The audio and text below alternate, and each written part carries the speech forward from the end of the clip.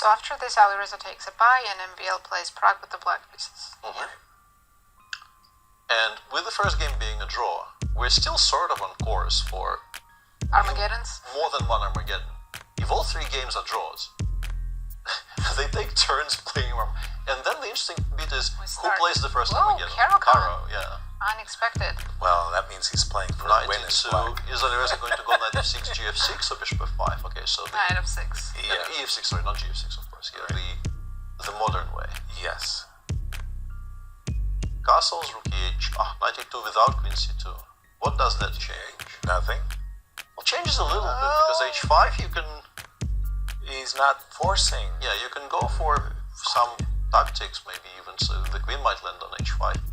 I vaguely remember some sacrificial games from white here. Yeah, knight e7, foregoing the h5 h4 maneuver. Knight g3, I guess we go knight f8. But then maybe, well, g6 is also playable here. Exactly. G6 is the move that I always went to whenever I saw this knight coming to g3. I kind of felt it was offsides there. But then maybe knight e4 is annoying, no? Yeah. Knight e4, and if you play, I don't know. Too late now. Too late. I have a database open. It says f4 has been played most times. f4 in this position? Yeah, I wouldn't even consider that move.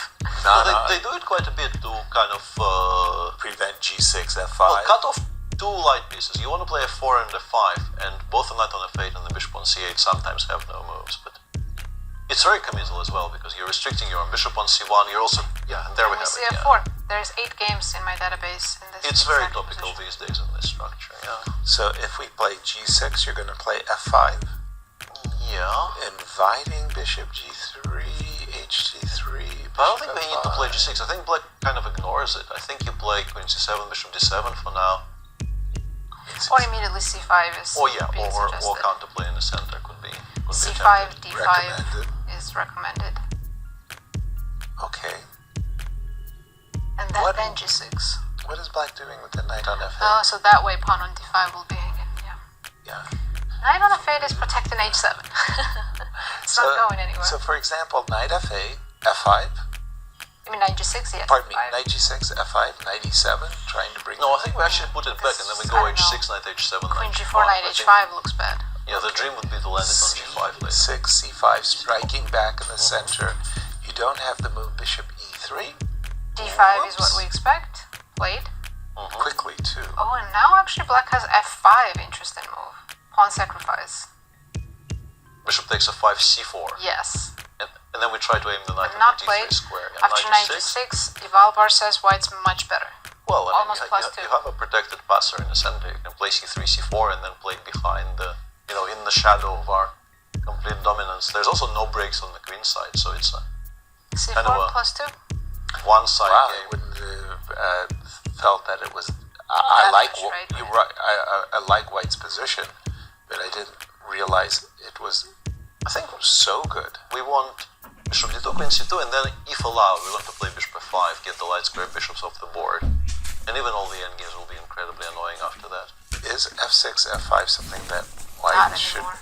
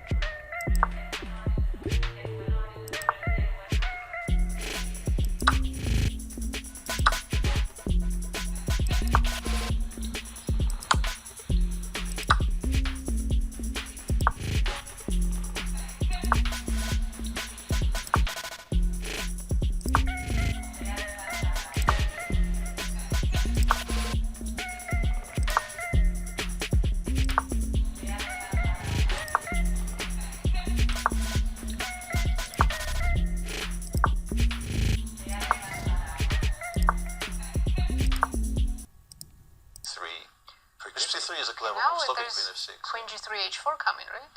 Yeah, well, this looks terrible for black. No, but the question is, how do you win this? How do you win it? Yeah, I mean, we have no breaks on the queen side. We don't have bishop e5 now, ever. We will play h4, h5, h6. That's how we'll try to win. well, Knight h8, f7 is coming, I'm pretty sure. That's a great idea, because I was thinking that this f5 pawn is vulnerable. I wanted to play queen h5. I didn't want to blunder my pawn, so I was going to play. Yeah, I think if you do this, he's kind of telegraphing a rook trade. But then after knight h8, knight f7, I have a feeling black holds, because there's just not going to be any progress to be made. Well, the knight is going to be a beautiful Yeah. blockading. I was thinking that the knight's ineffective.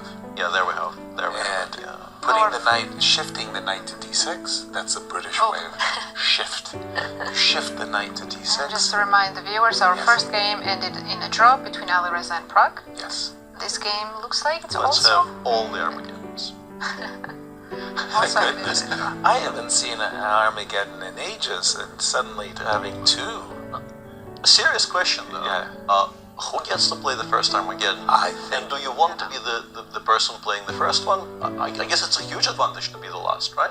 I would think so. Yeah, because you only have to survive one.